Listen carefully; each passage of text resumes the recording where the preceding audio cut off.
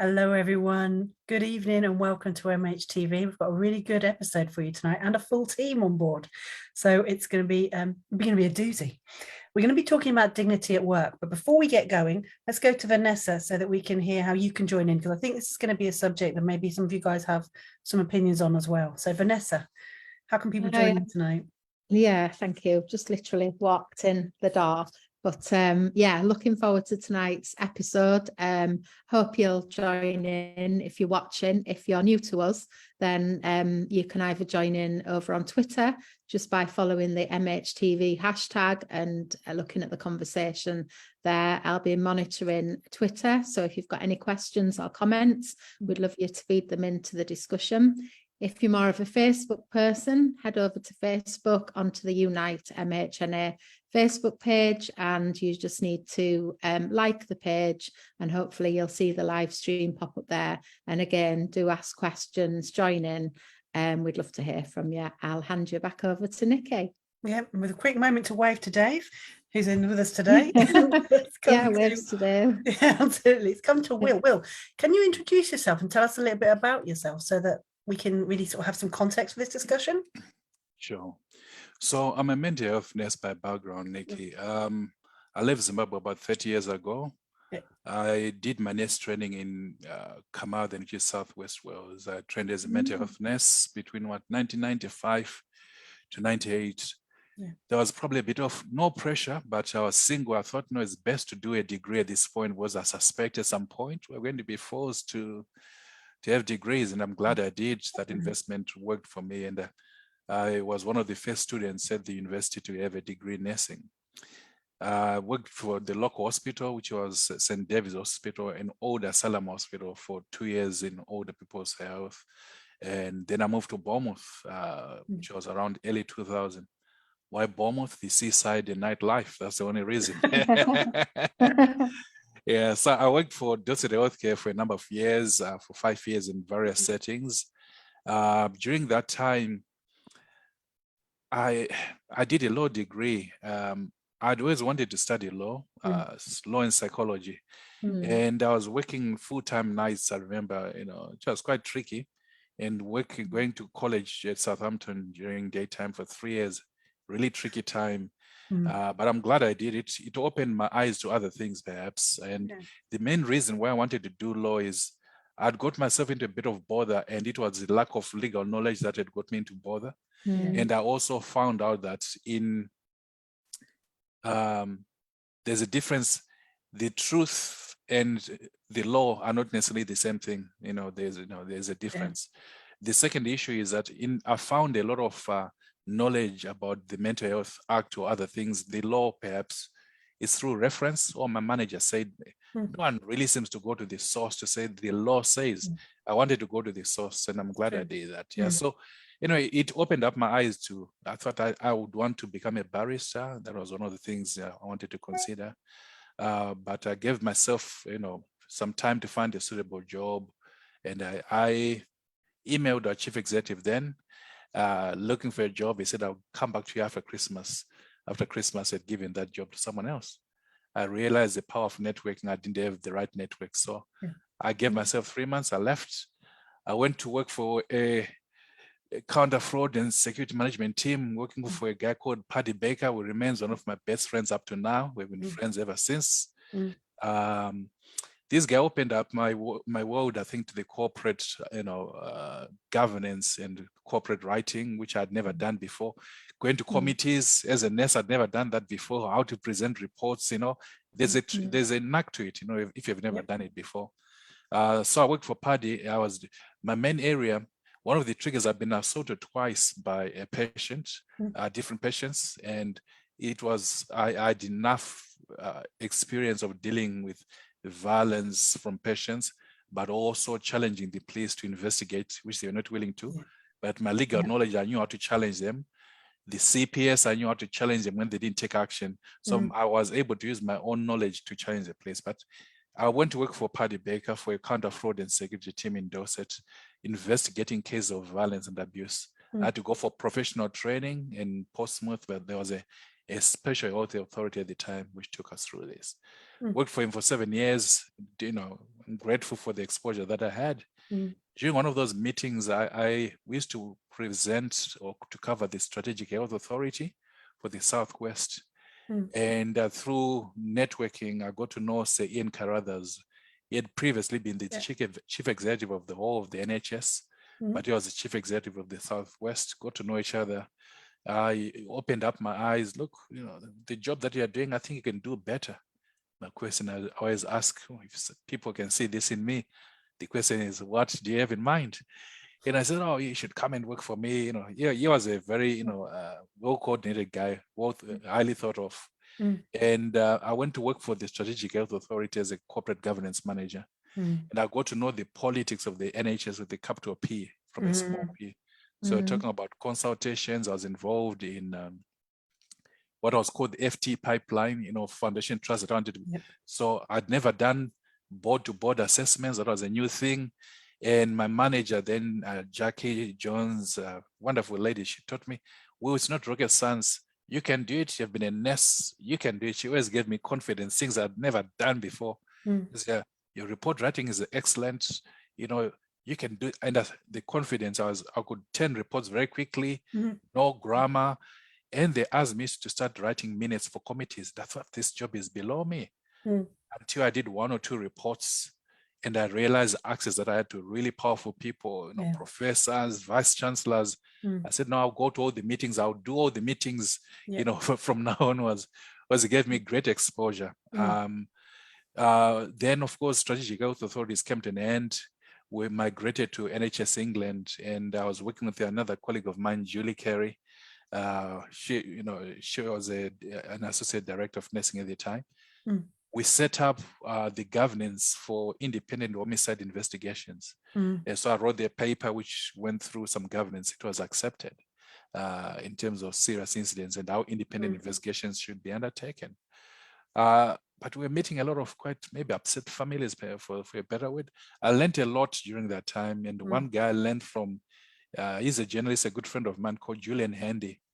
Julian's father had been killed by a mental health patient, and he led quite a campaign to raise awareness about, mental health patients and how NHS organizations should be held to account regarding safety issues. But the things that he taught me were probably not the sort of thing that you learn in college. Humility, humbleness. And I used to go and see a lot of families where mental health patient has killed their relative. So I'd probably go and wear a suit and I want to be presentable, but that can sometimes put you at odds with the families that you're going to see, and it can come across as if you're pompous when you don't. That's not your intention. And it was little things that he taught me, softer language. Our letters were, very, very formal, and he changed all those.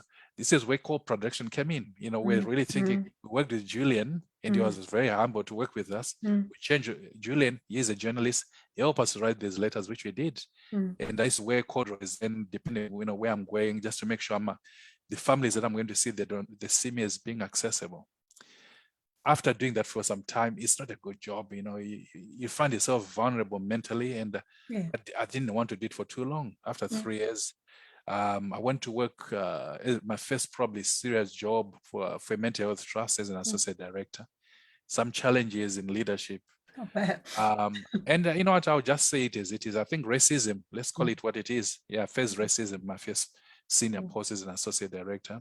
Very challenging time, it left me, it was an interim role, and I think it left me quite bitter about the NHS, and I went into self-employment. I'm glad I had so many networks. So I went to be self-employed for the next 18 months, doing a lot of assurance work, investigations. Then Julie, who remained my friend all along, who brought me to Avon and Worcester Mental Health Trust as an associate, as a head of risk and legal services, which I did for 6 months, then for a year. COVID came in, they asked me to stay to deal with, how could we find the new ways of working? So as a program lead for that, and we more or less introduced the blended working, home working. We were able to reduce a lot of travel and things like that. Did that for some time. Applied for the associate director of nursing, didn't get that, given some feedback, which I was working on. Then a post came to go to a neighboring trust just for 6 months. So I'm on secondment, dealing with violence and aggression towards staff, which I've dealt with in the past. It's called Dignity at Work, but I want to talk more broadly. I'm not talking on behalf of my current employer. I want to talk more broadly about I've been a victim of violence and aggression. I got friends who have suffered from this. I'm very passionate about it because I think it affects people in different ways. We spend a lot of money on staff, and we need to do much more to look after them. And it's a combination of agencies, not just employers, but the police and others. Yeah, absolutely. So you're absolutely right. We are supposed to be talking about dignity at work, but I hope you didn't mind me asking you to talk about your kind of career path, because there's so much in it, I think, that particularly newly qualified nurses can learn from. Because I think for me, the first thing is that idea about, everything that in your life feeds into how you become a nurse. So your legal qualifications, your experiences, all that stuff helps you do your jobs better. Also, a lot of nurses don't think about outside of the kind of practice sphere, but actually understanding how committees work, understanding how power flows is really important. Even if it's not for you, even if you don't want to be a manager, you need to be aware of what's going on in the world around you organizationally, so that you can make sure the things that you care about, the patients that you're supporting, the services that you're working in are well aligned. It makes so much sense to understand that sort of stuff. And maybe that's something we need to talk about on another episode, actually. Yeah, I think so. How to manage that stuff, because a lot of people don't think about it till they run up against something. I think as well, it's natural, link, isn't it, to law and mental health nursing. I think I like that you've really kind of emphasized that, because for me, I've been talking a lot recently about how, mental health nursing is a sort of rights-based profession, and a big part of our role is about rights and advocacy, and we've kind of lost sight of that a little bit. So I think the direction you've taken your career really highlights that, and as Nicky says, that ability to think outside of the box as well, which is one of those old chestnuts of a phrase, but a lot of nurses stay in the same place, don't they, throughout their career, and kind of don't have that diversity of thinking from kind of working outside the system. And reflect on my own career, because I've not had the most conventional of career. I've had lots of different experiences as well, so I relate to what you say. But I think that it's really good to hear, and hopefully people who are listening will hear that message, that there are lots of different ways that you can take a mental health nursing career, and actually in terms of leadership, it's really useful to have those wider experiences. So really interesting. I think if I were to say, perhaps our biggest asset for mental health nurses is relationship building. I found, so in between all these things, I became a magistrate, and it helped my day job to do that. It opened a lot of channels, because to tackle violence and aggression in the NHS, we needed the police on board. Through my networks, I was able to go right to the top. You can retire, I'm 50 in December, you can retire quite early. So I said I'll step down because of the commitments, but through contacts again, the local police and crime commissioner, he knew my work that I'd done with the police authority previously. He asked me to chair performance panels for the police, which I did for a number of years. Governance, that's my bit. Governance, performance, scrutiny, accountability, equality, and diversity. So I think relationship building, you're quite right, thinking outside the box, doing all sorts of things. The advice that I probably took from, say, Ian Carruthers, says become a general manager, and he said nurses make better leaders. It's based on competence is overrated, it's relationships. And I've always done it that way, where the people that I work with, I like to get to know. It makes you nosy maybe as mental health nurses, but I'm really interested in people. Tell me about your life, tell me about you. And it makes it easier. You remember a lot of things, you understand what makes people tick perhaps. But I'm glad, I think if I had worked as an accountant, I wouldn't have the same access to people that I've had as a mental health nurse. You find people they're most vulnerable, but you also meet their relatives who are willing to open their doors for you. So that's a huge privilege. Mm. I think the other thing that really stands out for me is this idea that your career hasn't been a straight line as well. There have been Yeah. times when you've had knockbacks and you've got back up and done something else. And I think one of the things that's really important for all nurses to understand is their value and their worth. And if you are not treated well at work, if you are not getting the progression and support you should have, if you're not protected, you don't feel safe at work, you have options. I think that's really important. A friend said, go where you are celebrated, not where you're tolerated. So that's something to remember. Definitely. It takes us quite nicely around to dignity at work as well. See what I did there? Yeah, good. So tell me, when we're talking about dignity at work, I mean, you mentioned violence and aggression, things like that. What are we talking about when we're talking about dignity at work? So the term dignity at work is being used by my current employer where I'm on secondment, but I think it's the broader issue really is we're spending a lot of money, towards staff costs. Most of the money in the NHS goes towards staff. We spend a lot of money on recruitment, retention, organizational development, everything else, training. But we know, so if you look at the staff survey from last year, and the staff survey has just started again, so I encourage a lot of you, please complete the current staff survey. Yeah. I think about 70% of staff have suffered from violence and aggression from the people that we're supposed to look after. Now, you can go into the psychology, what causes this and that, but I'm more interested in the moral issue. I've gone into the NHS, colleagues are spending their time to look after me, and I become abusive and aggressive. Now, the numbers are not good. Morally, it's not acceptable. It has gone on for a long time. Our stats for the NHS, about 75-76% of our workforce are women. We have different ways to respond to threats and everything else. I think it's unacceptable. I think it's unfortunate there used to be a national body which used to deal with violence and aggression towards staff. It's unfortunate that was scrapped for whatever reason. I think they missed their trick. They are looking after fraud. I think staff is the biggest asset that we have in the NHS, right? It has a huge impact on staff mentally, physically. People have been damaged mentally. People have left their professions. Yes. And it's not acceptable. So I think we have the legal side in terms of the health and safety executive says we must provide a safe and secure environment. We have now some legal tools. So the government put in legislation, the Source and Emergency Workers Act, which protects NHS staff. We can call the police to come and help, but there are pressures on resources and everything else. So, but at a moral sense, as an employer, want to make sure that when things do go wrong, and they do go wrong, at a much more local level, what do we do for each other as colleagues? You have been a victim of an assault on the ward. Nicky, what can I do? I should come and check on you. Are you okay? Do you feel safe to continue, or do you want to go home? We can talk about this tomorrow. There are other avenues we might want to explore. We might want to, call the police. You're taken off the premises.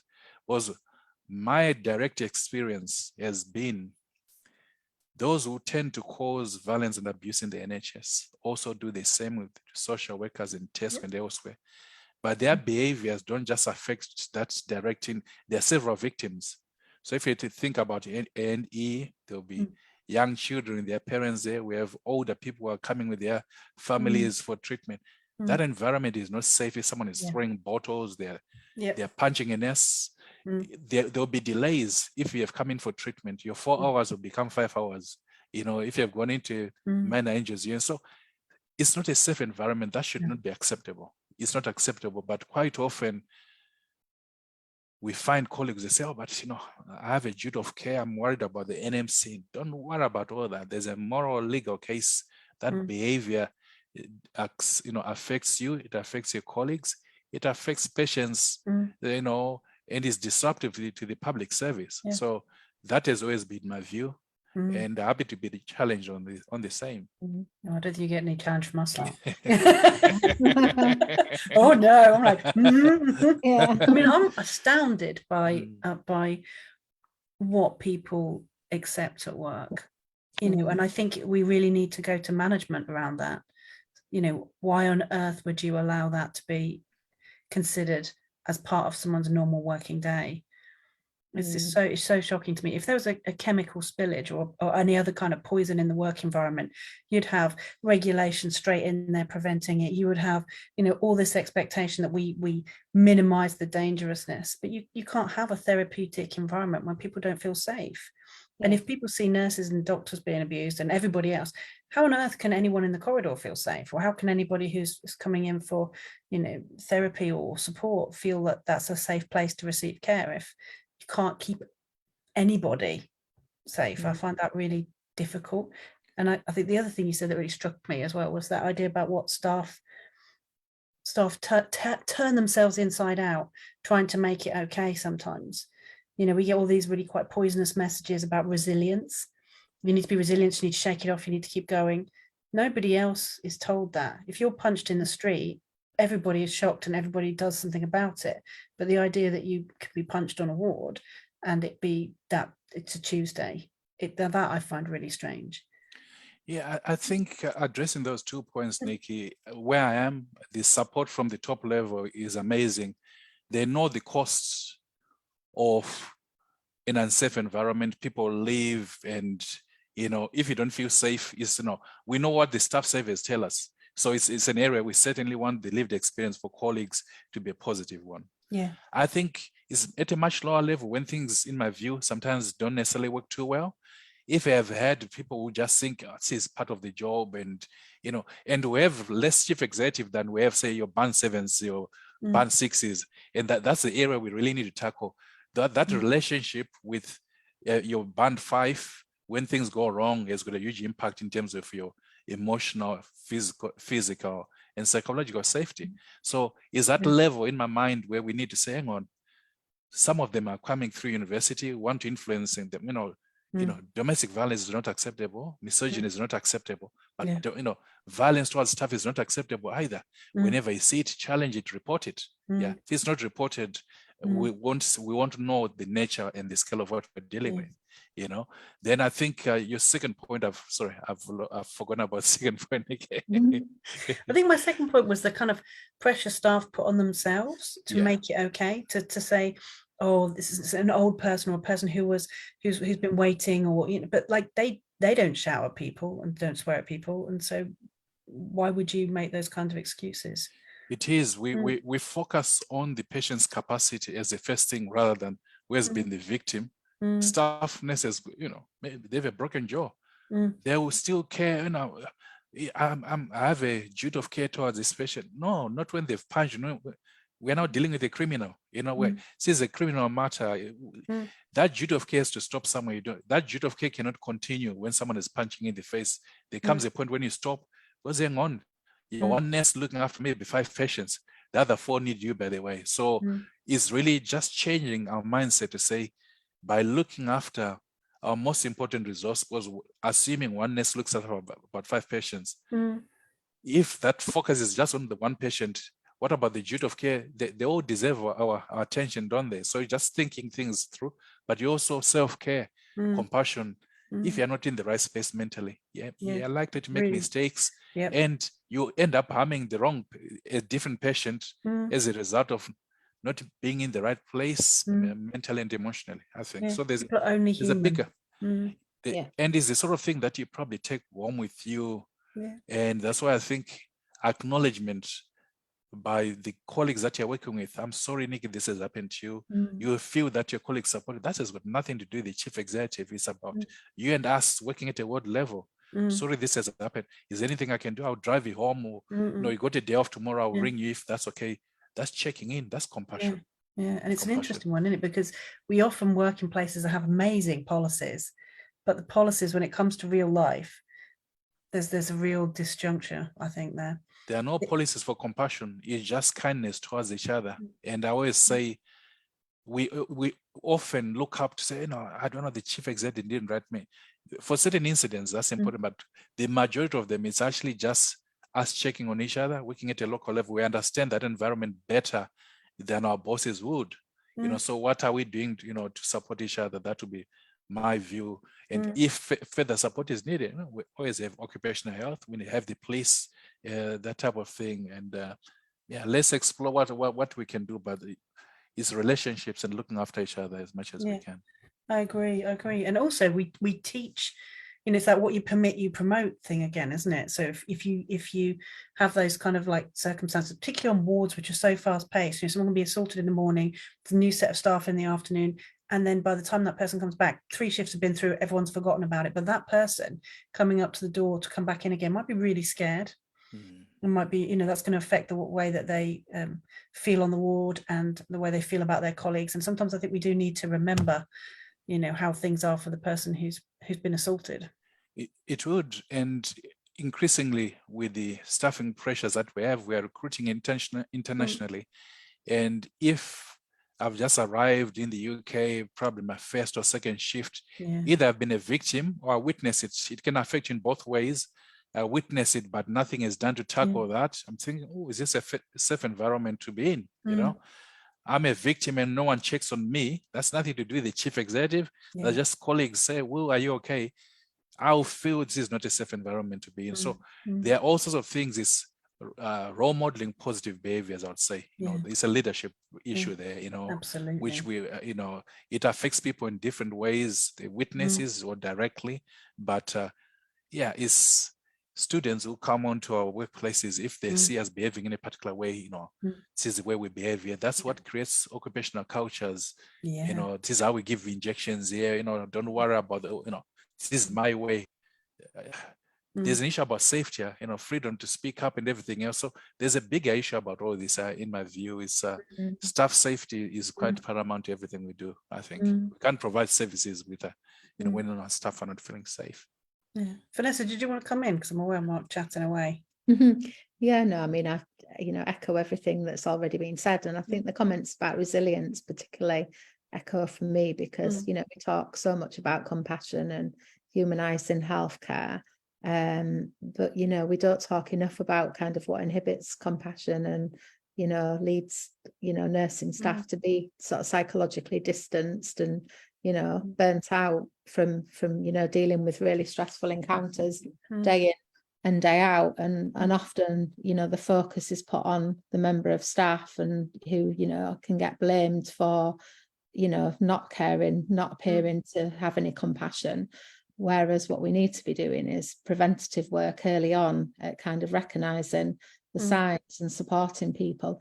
And I was also thinking that we've talked a lot about physical aggression, but it's also the impact of harassment and verbal aggression. I think that's a massive issue, isn't it, for people as well, particularly if it's day in, day out, and that aggression can be racist, it can be sexual harassment. I don't think we talk enough about these issues as well, and the impact that they have, mental injury, all the other issues that we've talked about. I think they're often just as much, cause just as much damage for people psychologically as physical assault. Definitely. So just reflecting, really. I think they do. We're talking earlier on about, I think the word really is civility in the workplace. And some of that incivility behavior comes from patients. But we know we had a report, didn't we, a few weeks ago about female surgeons suffering a lot of bullying and harassment. And that's one report. There are other things that we don't know about. So, the workplace needs to be a safer place physically, in every way, psychologically. Only then can we, so Michael West has done a lot of work on compassionate leadership. I'm not selling his work, but I believe in what he says. It's just his kindness and civility. When we're kind towards each other, we spend a lot of time in the workplace. And if people don't feel safe, it affects them. Depression, physiological changes, bodies, and we suffer from it through stress and all sorts of things. And we end up being patients in the same services where we are supposed to be trying to create as much space for other people to use, as it were. So, I think as well, it all fits under kind of the need to be more trauma informed, doesn't it, within our services as well? Because, we talk about trauma a lot in terms of what our patients experience, but kind of understanding and acknowledging and recognising vicarious trauma that occurs. And as we've just talked about, trauma because of very difficult encounters that people experience and traumatic incidents that, you know, people are involved in at work. And I think having that understanding, it all very much links together for me. Trauma, compassion, resilience, moral injury, it's all linked, isn't it, really? I think there are some really good initiatives going on, though. I think they're certainly, like where I work in health and justice, the P&A initiative is going really well, and we've got a lot of professional nurse advocates across different services now, and really kind of see the difference that they're making in services, which is brilliant. And it's great because I work with physical health staff as well, and nurses, to kind of see them embracing you know, the professional nurse advocate role, because I can see that it sits naturally with mental health nurses, but I think it's great to see the whole nursing workforce embrace that. And of course, you know, supervision, particularly the sort of psychological you know, safety focused supervision as well. And I think it, you know, there are things that are making a difference, but you know, clearly, as we've said, some of these things are much kind of more deep rooted, aren't they, and systemic and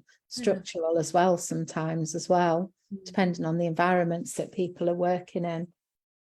I think as well, something like racism, it's such a painful thing. And the thing I find, I can't imagine how it must be to experience it, is that idea that somehow it's a sticky crime, like the shame attaches to you. And I think sometimes people don't report when they've been sexually harassed or racially abused, or if it's been an issue of a kind of homophobic attack or something like that. Because somehow that wounding is so personal, it's really hard to put your hand up and say this has happened. And sometimes it kind of feeds into our own egos, or like, I can take it. So, or maybe you can, but you shouldn't be taking it, because that's illegal. It's a crime. It's a hate crime.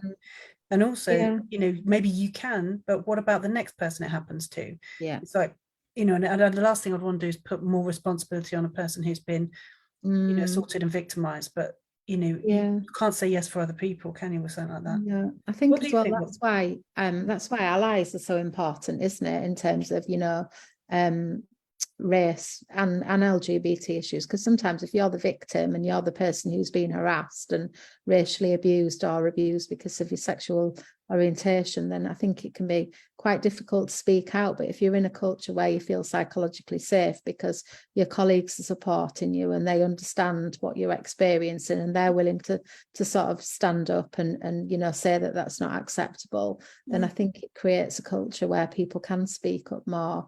But I think, I don't know why, but I think some people do shy away from being allies sometimes, and I'm not sure why that is, other than that I think people find it difficult to stick their head above the parapet sometimes, don't they? And, you know, people sometimes feel more comfortable, sadly, with avoiding issues or not noticing them. But I guess it's when you've got that lived experience that you understand the impact of those forms of abuse.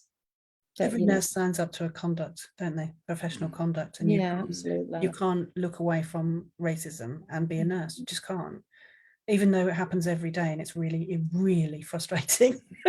I think that safety in terms of, can I raise an alarm on behalf of another person, and could I become a target? It's quite often someone might be suffering racism, someone else might be suffering sexism.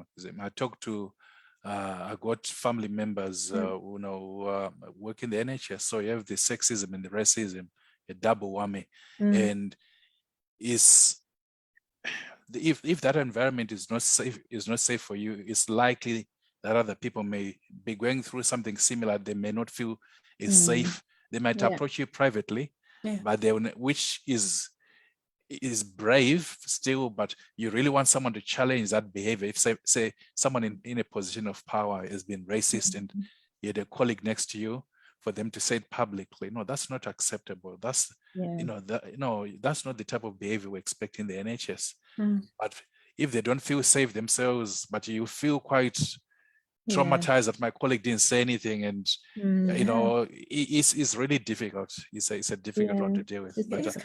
The weird thing I think about racists is they're much more offended about being called racist than they are about breaking the law. You get much more irritated when you go, that could have been done differently. being racist is illegal. But again, if you think about that engagement piece, it costs the NHS in terms of you know, health inequalities.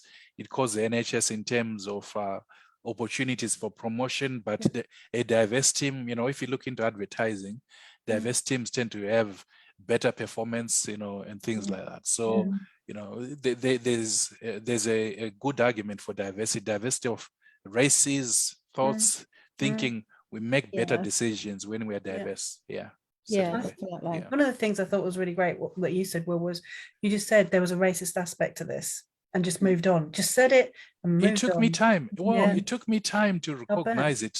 I've probably not publicly said it. It took me time to recognize it, but the impact on me was I decided not to work for the NHS. That was the impact. So we are talking about what does that do? So I decided to leave the NHS and to be self-employed. Although most of my work was still with the NHS, I thought I'll be self-employed. I don't be dealing with that type of behavior again. It led me, to put me in a very bad space. It took me time to process all that. And it's not just the impact on me, then the impact on the family. That's, it's almost like you throw a pebble into the middle of, a pond. There are all these waves around, families get affected by this, But there's a network. I know, Nick, you asked me about this at some point, but there's a network which in the last 2 years, which really gave me sanctuary to talk about all these issues, Jabali, which I think we'll cover at some point, and a network of, Black men in the NHS. And we speak about our lived experiences, and we talk about mental health and, physical health. I'm turning 50 this year. Prostate cancer is a big thing among, Black men, but I know we're probably going to cover that at the next time. But I think having a safe place where you can talk about the lived experience with other people. It's just what I went through, and they say, oh, the same thing happened to me, and we can talk about it openly without. Someone said, there's a friend of mine who said, if you walk around eggshells, you're not among your tribe. With Jabali among my tribe, I don't walk on eggshells. I feel that we understand each other. We share the same lived experiences. So if you walk on eggshells, you're in the wrong place. It's almost like breaking a spell in it. As soon as you say the R word, that's it. And until you say it, it's one of those things. It's always really hard. Is it that, or is it something else? Is it that, or is it something else? And just say it. You're like that. Oh God, what a relief. There's racism in the NHS. The res data tells us that. Live with it. Deal with it. What can we do to make those changes? That's a key issue, I think. Yeah. I'm a bit worried because Dave said he's got a comment, but it's left field. So I think we should brace ourselves and then go to Dave. Go for it, Dave. Go for it. People say, oh, they like left field stuff, but then I say stuff and I can see Nicky's face like more and more. Poker face. What are you talking about? You sure, Nicky? Just as you've been talking, Will, I've been making lots of notes, and I suppose, just to kind of go through them. And I think, what probably would be helpful if Nicky or Vanessa then reflects on the most important bit and makes it make more sense. I suppose, you've been speaking about freedom to speak up guardians and that kind of, ability to raise concerns. And I just wanted to reflect that our National Health Committee in the Union today has been meeting in Belfast, which is why I'm here today. We've actually had a session on freedom to speak up guardians and reminding people about those roles. And I suppose it's that kind of bit about, I would really hope that people see trade unions as a place to raise these concerns. And as trade unions have become more representative of the workforce, that hopefully that makes it an even better avenue to do that. And I suppose it would be to encourage people listening that they should, I don't know if my computer's having a problem now. Is it still working? No, that's fine. I can still hear you, yeah. That's fine. It just started to lag a little bit. That, it's really important that people have that place to do that. I think one of the other things is that thing about, people having time to decompress from significant incidents. And I think that is such an important thing. And I was going to say professional nurse advocates linked to that, but Vanessa got in there first because, I think that work has been so important to recognise that. I think the other thing that's really interesting for me is that seeing this all through the political lens, and especially with hopefully general election coming up next year. But I do think there's that bit about, how much our political leaders at the moment are sort of like thinking about dignity, and are willing to be kind and respectful and to not other people. And I think that's one of the huge problems that we've got at the moment, that, they're talking from positions of real, unpleasantness. I think the other thing that I thought was interesting when you mentioned about the report that came out about incivility and surgeons, and I think the fascinating thing for me to that was that you probably saw the letter that was in the Times that a surgeon. Yes, I did. Saying, you've just got to become more resilient, and female surgeons should expect that kind of banter and unpleasantness. Oh God, yeah, I saw that. Because that's the environment. Yeah.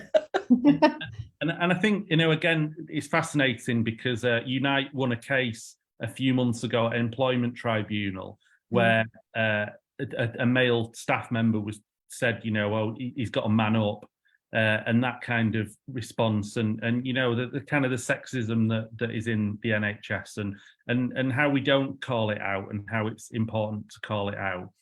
And I suppose, Vanessa asked that question about why do people shy away from being allies. And I think one of the things is we've got to kind of check our own privilege, haven't we? That great. As a kind of a white middle-aged male, hopefully I kind of remember the fact that I have it easy. And one of the things that I often say is that, the only people that have had death threats as part of doing MHTV, sorry to scare you, Will, hopefully you won't get That's okay. It's Will. The only people to get the death threat so far have been the women presenters, not the presenter.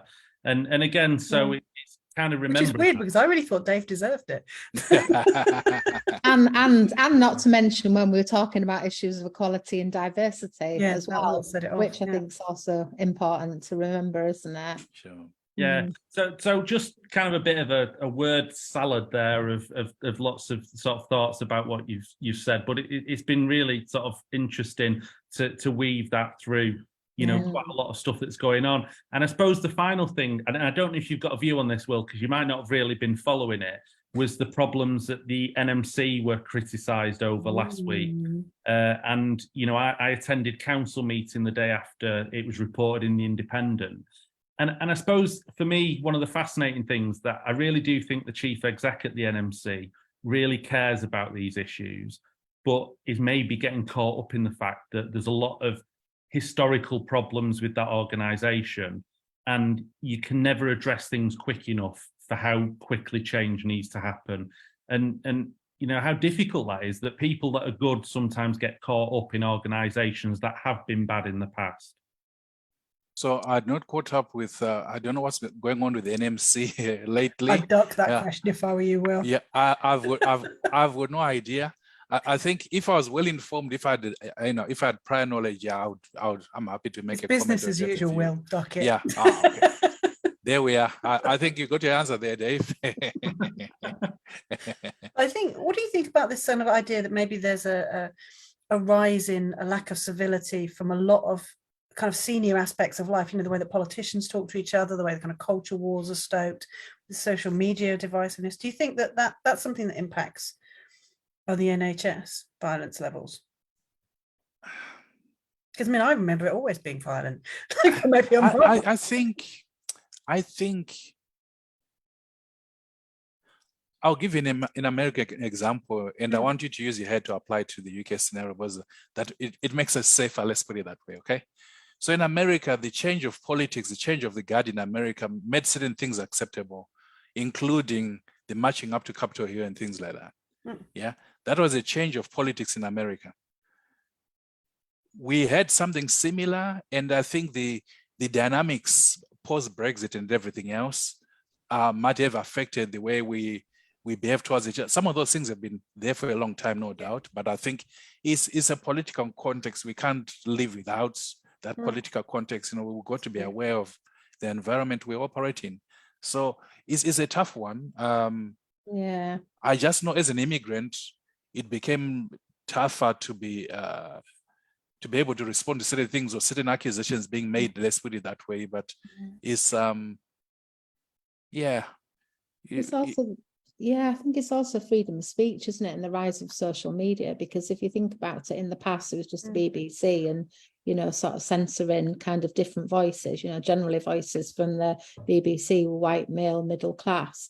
Whereas now you've got social media where everyone's got a platform and everyone's a journalist or thinks they are.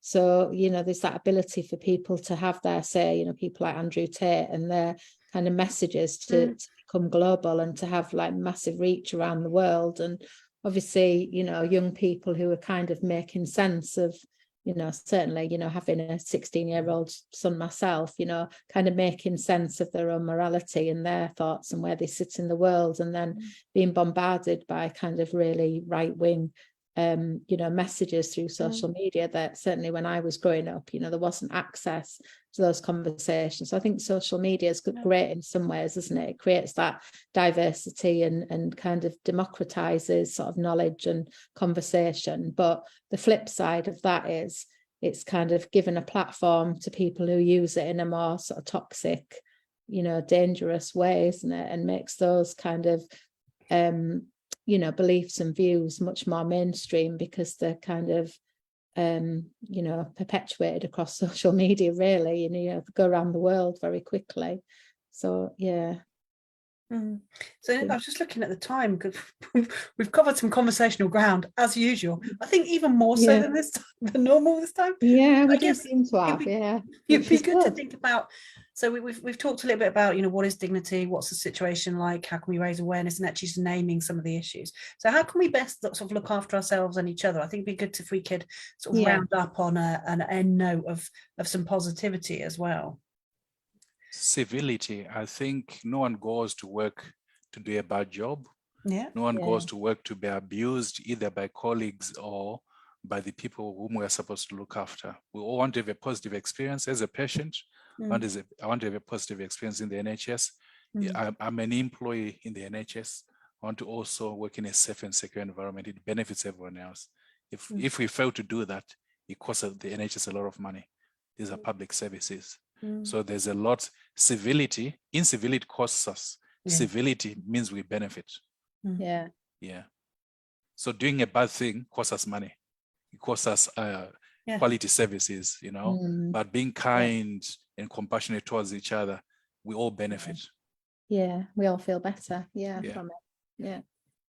Was there anything, Vanessa, that you wanted to say, particularly just to be finishing up? No, I think I was just thinking about, I know West Yorkshire, as part of their suicide prevention strategy, they have what I love, which is check in with your mate campaign, and it's about you know, NHS staff checking in with a colleague. So if you notice somebody is fed up or they're not seeming to be the usual selves, just kind of checking in with somebody, really sending them a text, you know, asking them if they're okay, you know, suggesting a coffee, whatever it takes. But I think sometimes we kind of forget to do those things. And I think that's really important as well, just looking out for each other and remembering, you know, that we've all got mental health as well. And you know, we're all human beings at the end of the day. I think that's really important. Yeah. Don't know whether I'm going to regret this, but Dave, is there anything you want to add? I think the way you said that, Nicky, my best response is no. Well,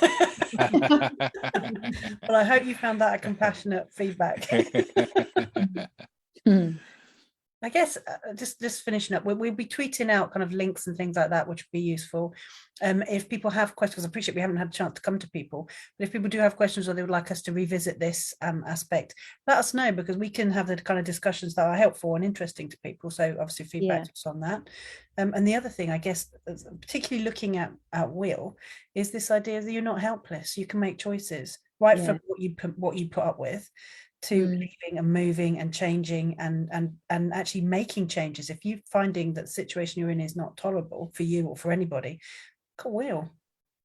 Not in a weird way. I mean, like just he's done it.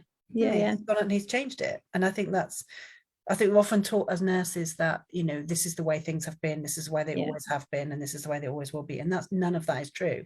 We create our working conditions by what we tolerate. How we act to each other all the time. So that's what I would say, is that you can make changes. But I think it's been a really interesting discussion. Very. Really Really good. enjoyed Thanks for it. reminding us all of that stupid doctor letter, because that's made me really cross again. I know, yeah, exactly. I'm not be able to sleep tonight from fuming I'm going to about find that. that letter.